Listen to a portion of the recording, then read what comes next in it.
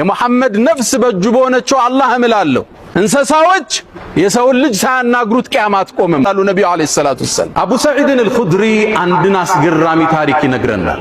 ነብዩ አለይሂ ሰላቱ ወሰለም የመጀመሪያ ጥሪያቸውን መዲና ላይ ይዘው ሲነሱ ከመካ ወደ መዲና ሲሰደዱ መዲና ገጠር አካባቢ የሚኖር አንድ ፍየል ጠባቂ በረሃው ላይ ፍየሎችን ይጠብቃል። ድንገት አንድ ተኩላ ይመጣና አንዱን ፍየል ይዞበት ይሄዳል።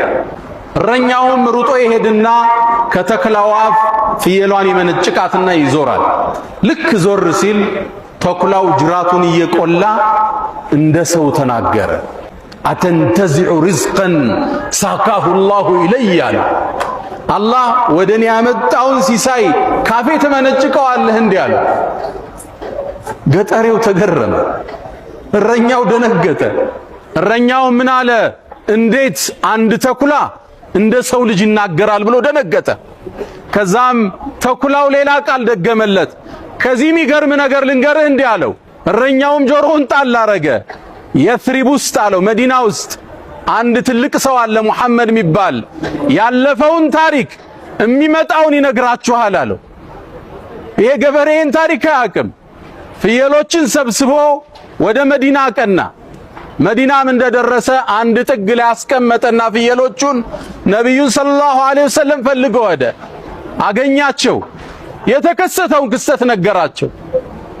ነብዩና መሐመድ ሰለላሁ ዐለይሂ ወሰለም ሰሃቦቹን ጠሩና አሰላቱል ጃሚዓ ህዝብ ጥሩ አሉ።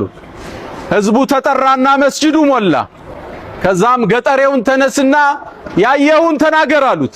ተነሳና የተከሰተውን ክስተት ተናገረ። ሰሃቦቹ ደንግጠዋል። ይሄ ገጠር የሚያወራው ምንድነው ማወቅ ፈልገዋል። ነብዩም አለይሂ ሰላቱ ወሰላም ሰደቀ እውነት ብሏችኋል አሉ። ፈወለዚ ነፍሱ ሙሐመድን ቢየዲህ የሙሐመድ ነፍስ በእጁ በሆነችው አላህ እምላለሁ ላተቁሙ ሰዓ ቂያማ እኮ አትቆምም ሐታ ዩከሊመ ሲባዑ ልኢንሳን እንስሳዎች የሰውን ልጅ ሳያናግሩት ቂያማ አትቆምም አሉ። ይሄ ክስተት ለወደፊት ይመጣል አሉ ነብዩ አለይሂ ሰላቱ ወሰለም። የሰው ልጅ የለበሰው ጫማ ማሰሪያው ያናግረዋል አሉ ረሱል ሰለላሁ ዐለይሂ ወሰለም።